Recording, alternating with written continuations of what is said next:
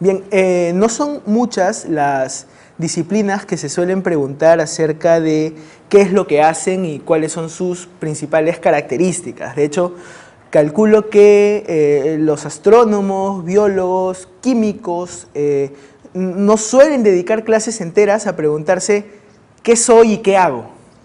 Sin embargo, en sociología, y creo que en otras ciencias sociales, pero mi experiencia directa es con la sociología, es una pregunta que siempre está ahí. Y de hecho, los sociólogos dedicamos horas a pensar esa pregunta, no solamente dentro de las aulas, sino también fuera, porque es muy común, y creo que hay un grupo de Facebook, de hecho, que estaba viendo la vez pasada, que se llamaba algo así como... no quiero explicar qué diablos hace un sociólogo porque aunque estudio no lo sé tan bien. Y es un tema bien común y es una pregunta que suele aparecer en coloquios de estudiantes y creo que como docente es una de las preguntas más difíciles de responder. Y creo que es interesante tratar de planteársela, ¿no? ¿Qué es exactamente lo que hace la sociología? Entonces, en esta clase sobre lo que me gustaría reflexionar sin agotar el tema por completo es esa pregunta, ¿qué hace la sociología? O mejor, ¿qué es, si es que algo, la sociología?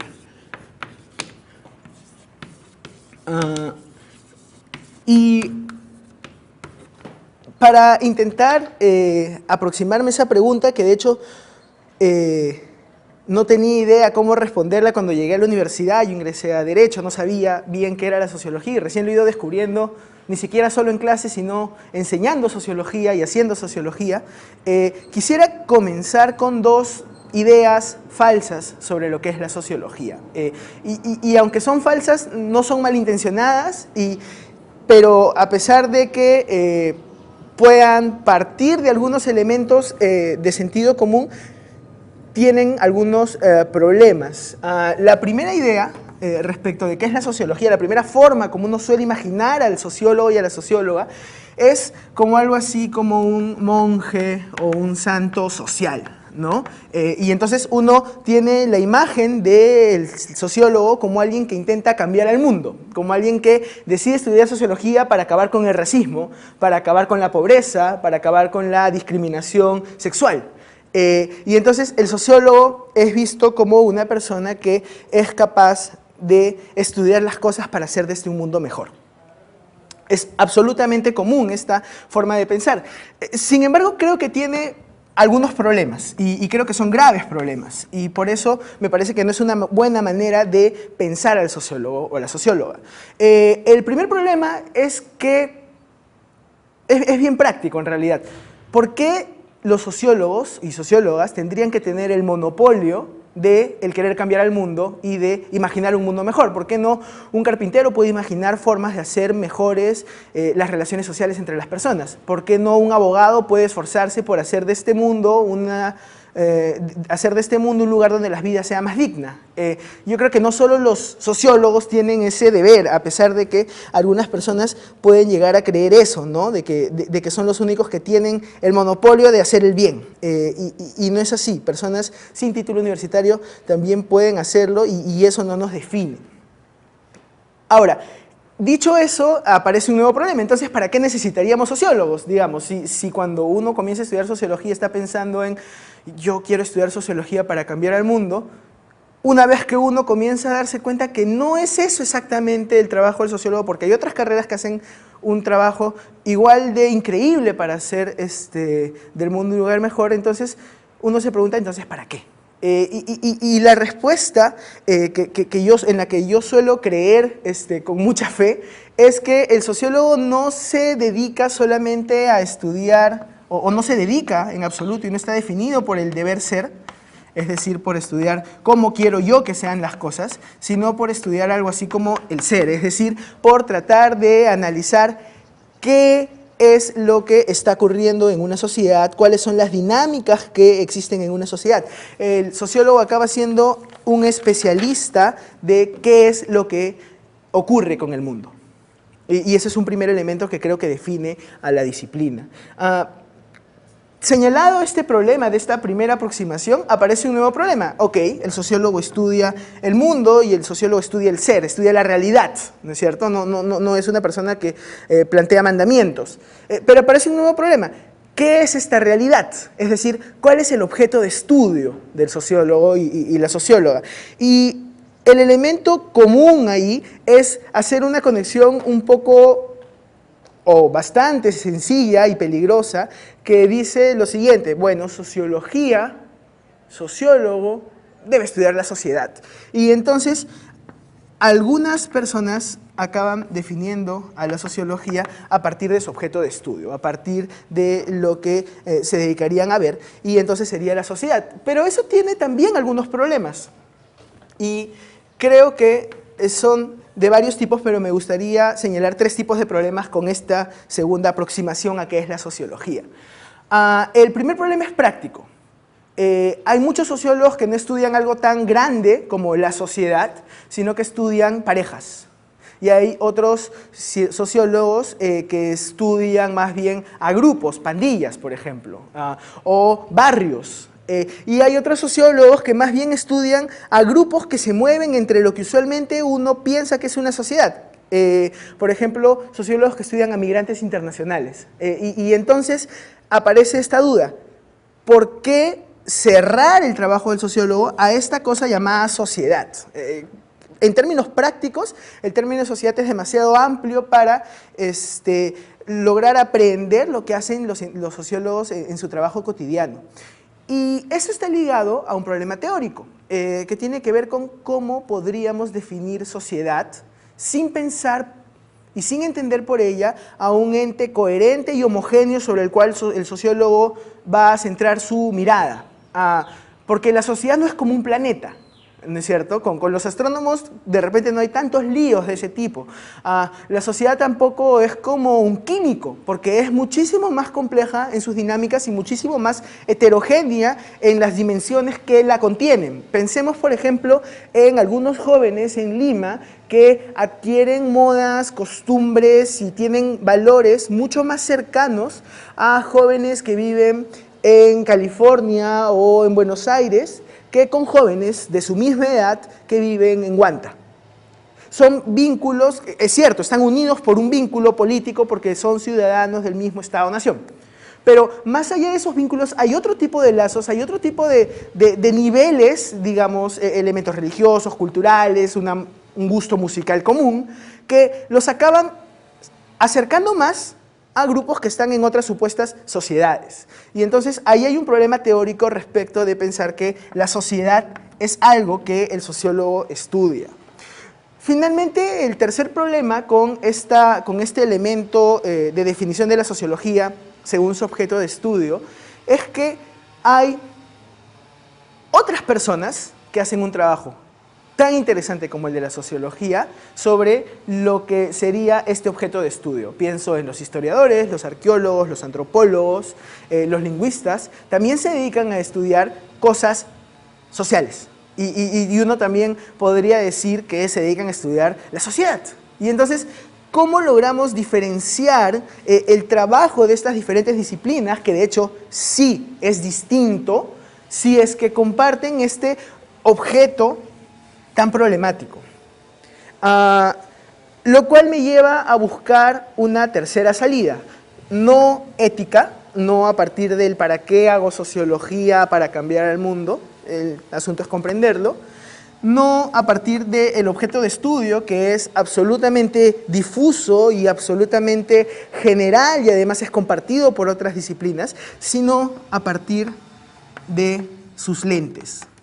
Es decir, no a partir de lo que estudio, sino a partir de la forma como estudio al mundo yo.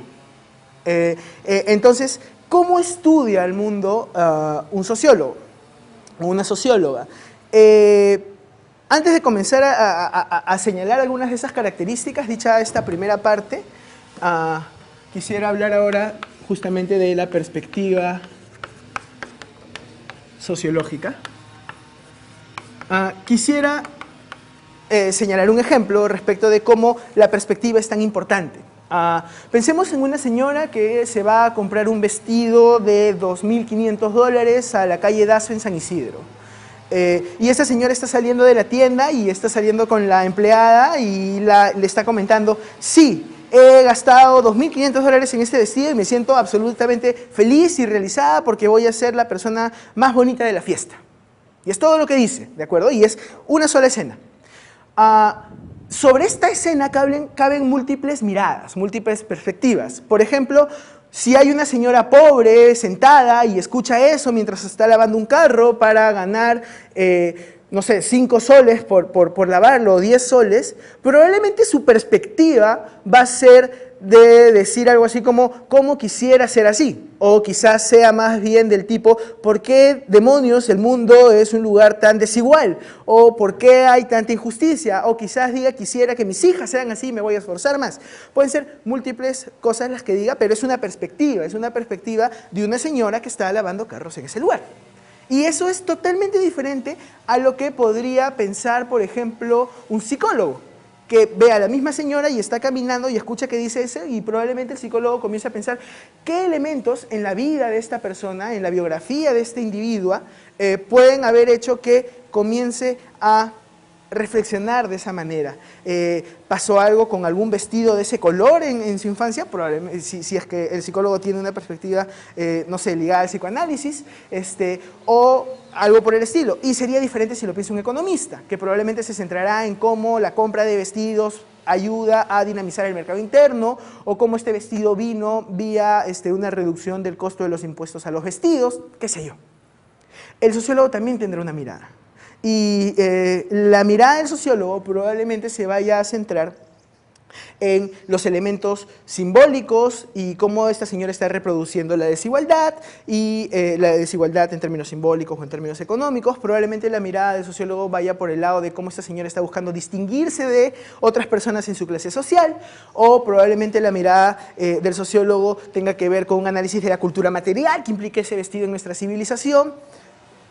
Es una perspectiva muy amplia y caben muchas preguntas, pero lo que une a todas estas preguntas que se suele hacer la sociología, lo que caracteriza a la perspectiva sociológica, es analizar las cosas de la vida social a partir de las redes de interdependencia.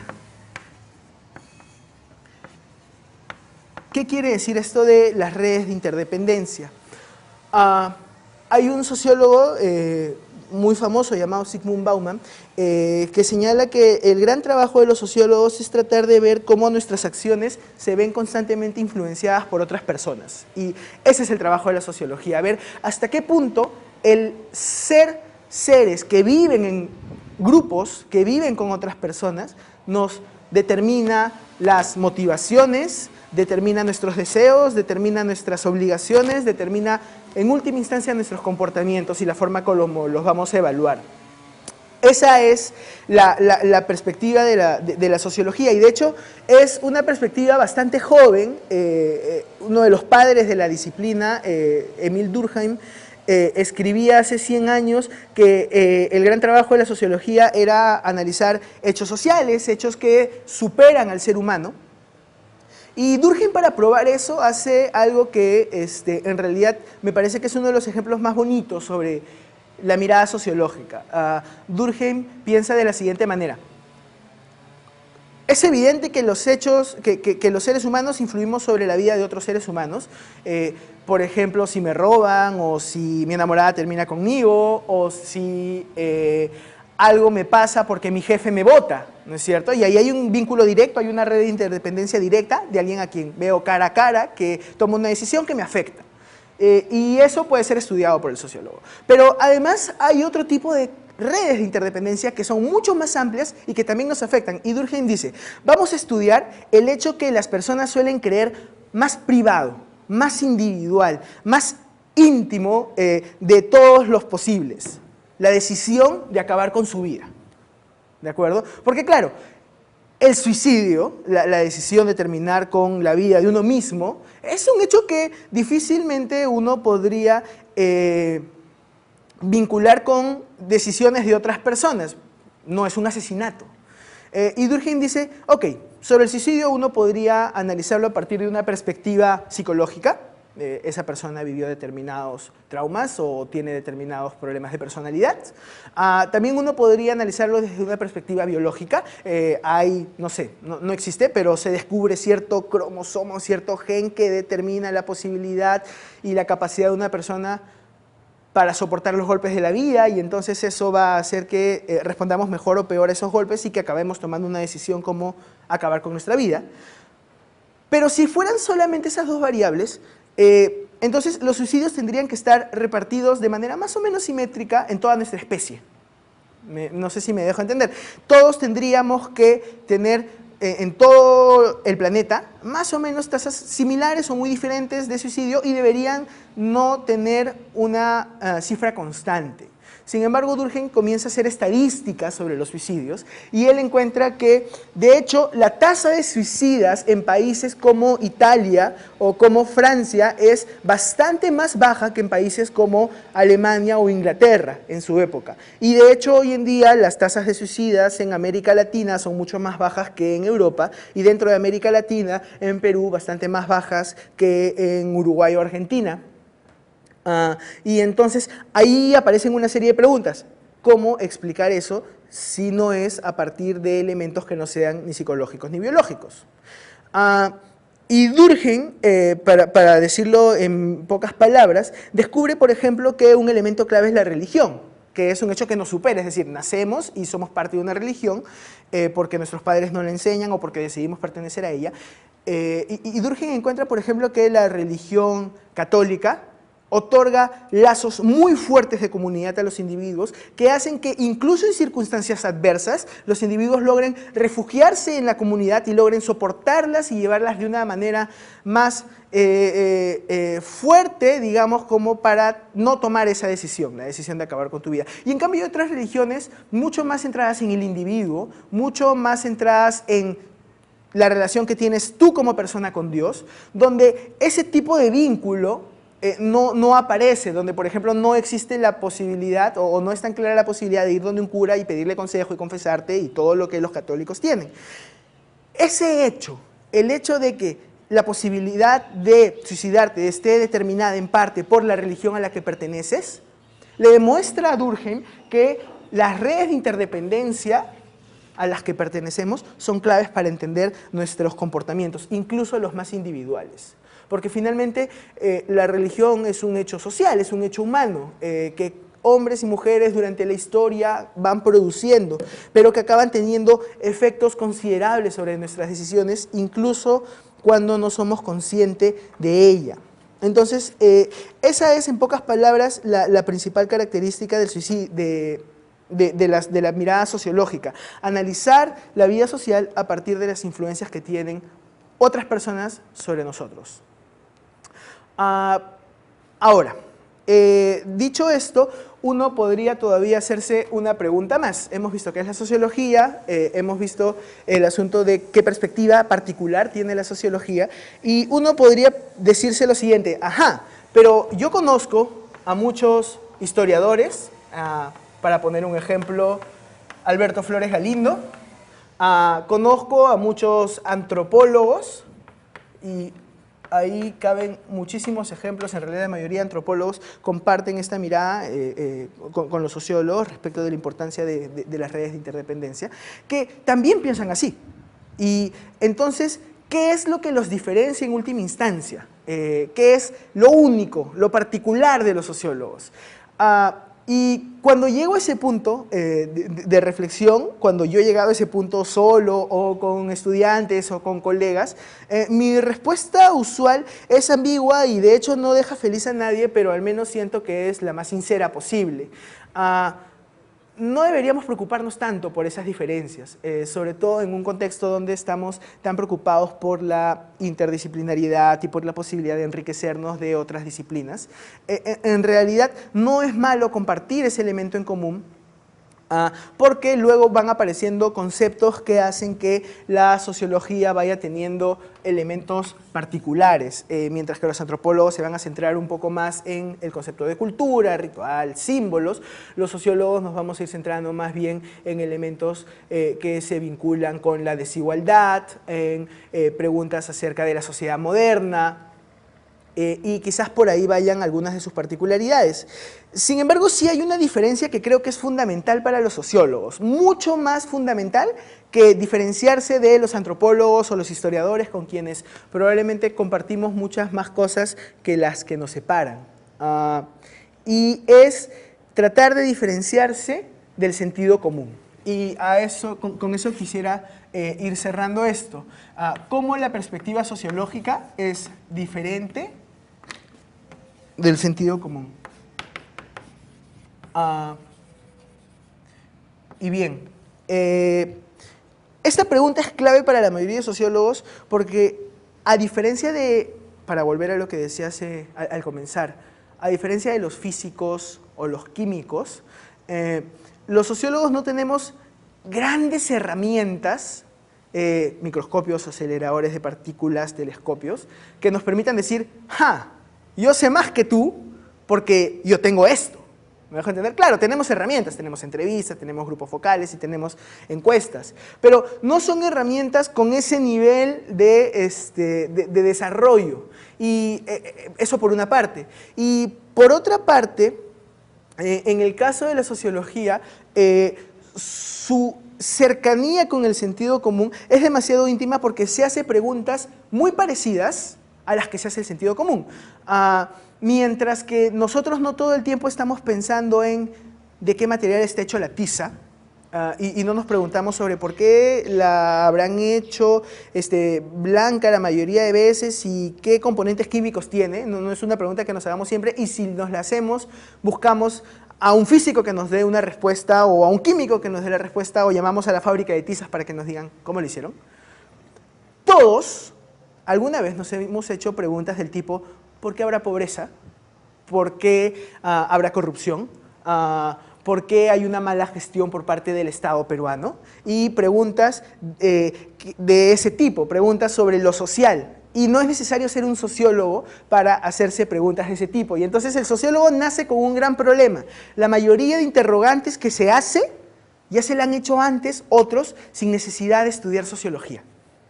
Y por eso uno de los grandes retos que tiene la sociología es intentar mostrar de qué manera nosotros logramos diferenciarnos del sentido común.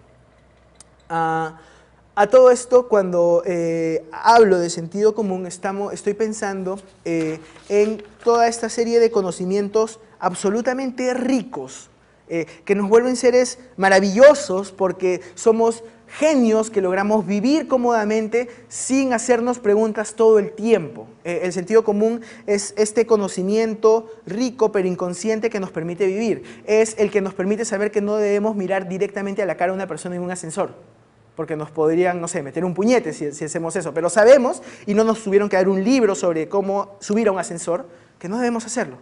El sentido común se caracteriza, además de por ser inconsciente, por darlo todo por sentado.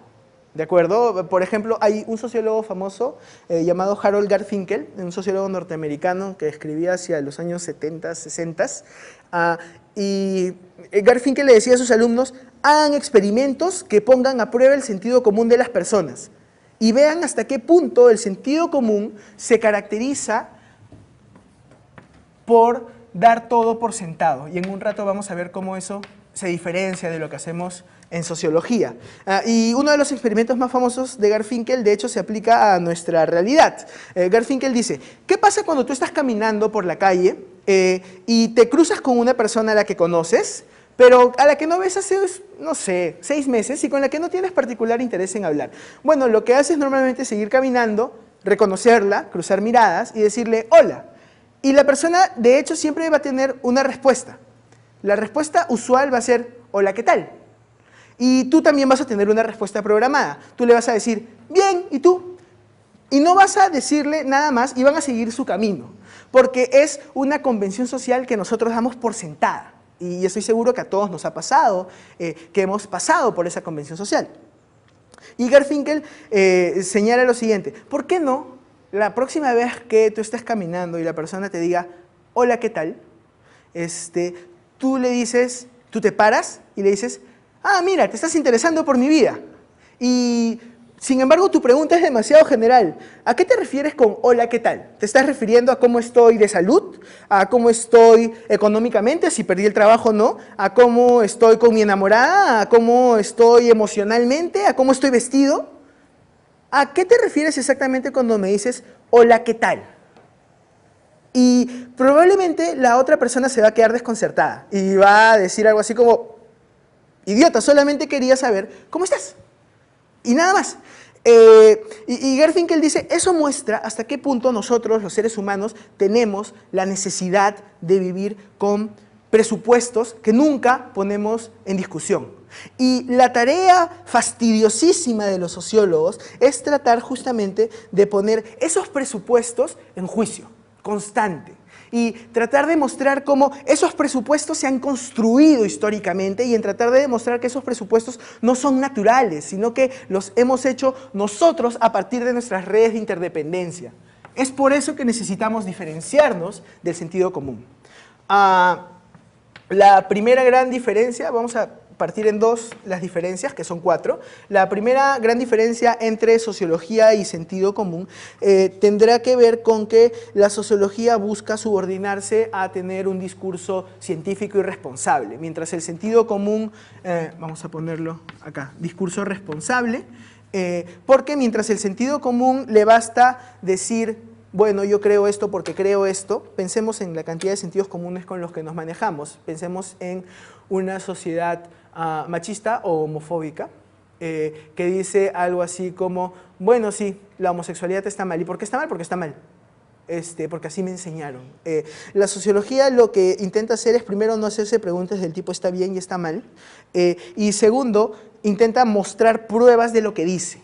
Intenta en todo momento ser responsable con sus afirmaciones, así no le gusten a la persona que está haciendo el estudio. Y en segundo lugar, la sociología tiene múltiples fuentes de referencia. ¿Qué quiere decir eso? No le basta con la experiencia individual al sociólogo, sino que intenta ir mucho más allá de la experiencia individual, capturar muchísimos casos para a partir de esos muchos casos llegar a una conclusión. Entonces, para poner un ejemplo sobre estos dos primeros puntos, si uno se pone a pensar en todos los debates acerca de la cantidad de muertes durante la época de la violencia política en nuestro país, creo que queda claro que solemos discutir a partir no tanto de hechos, sino de lo que uno pensaba. No sé, el periodista que dice, pero yo no recuerdo que haya tanta gente muerta. O sea, a ver, en mi familia no había tanta gente que haya muerto durante esa época. No sé por qué este grupo de sociólogos dice que son cerca de 70.000. Son unos exagerados.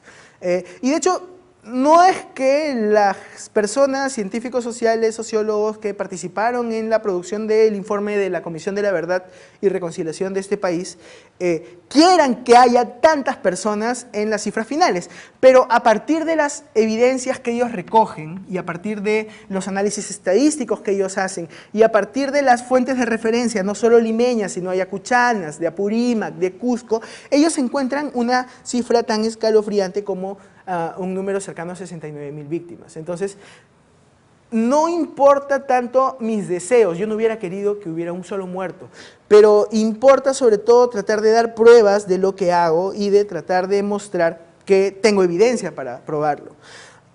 Finalmente, hay una tercera diferencia que tiene que ver con que la sociología no explica todo a partir del individuo, mientras que el sentido común se centra en echarle la culpa a las personas. El sentido común dice, ¿por qué el transporte público en Lima es así? Porque los choferes son unos necios. ¿Y por qué hubo violencia política durante los años 80? Porque había Abimael Guzmán. La sociología más bien va a intentar explicar estos asuntos yendo más allá de la voluntad de las personas. De nuevo, porque pensamos a partir de redes de interdependencia. Entonces, más bien va a preguntarse cosas como ¿qué elementos hicieron posible que un grupo de personas creyeran en alguien como Abimael Guzmán? o para hablar de una época más cercana, qué elementos hicieron posible, no a Fujimori, porque finalmente personas hambrientas de poder pueden haber siempre, pero qué elementos hicieron posible que las personas apoyaran el régimen de Fujimori durante buena parte de los 90s. Ese tipo de preguntas van más allá del análisis individual y se preocupan más bien por tratar de entender qué hay más allá de las voluntades de los individuos. Para terminar, el sentido común no duda jamás de sus premisas, mientras que la sociología duda radicalmente de todo. La sociología busca constantemente desnaturalizar la realidad y busca constantemente, mientras que las personas solemos vivir con sentidos comunes, asumiendo que todo está dado y que las cosas son como deben ser, el sociólogo es este personaje fastidioso que busca decir, espera, no necesariamente está bien y no necesariamente es natural. Por ejemplo, no es natural que una sociedad sea racista, porque hubieron sociedades donde ese tipo de discriminación no existía. Y no es que existan las razas, sino que en algún momento en el siglo XIX comienza a hacerse científica esta diferencia entre las personas, pero es más un discurso de poder que otra cosa. Y entonces los sociólogos acaban volcándose a destruir las verdades que el sentido común afirma. Y acaban volviendo a las personas a veces angustiadas porque muestran que todo es un producto histórico, o que no todo, pero la mayoría de elementos que solemos asumir como naturales en realidad tienen un peso histórico enorme. Quizás por esta duda radical sea también que los sociólogos siempre están preguntándose qué es la sociología. Y yo creo que, para terminar con la pregunta con la que partíamos, este afán por intentar responder qué es la sociología, del cual solamente, cuya respuesta solamente he borroneado, tiene que ver con esta duda radical que tienen los sociólogos frente al mundo en su afán por buscar desestabilizar las cosas para probar que los seres humanos tenemos muchas más capacidades que las que cada sociedad va asumiendo normalmente.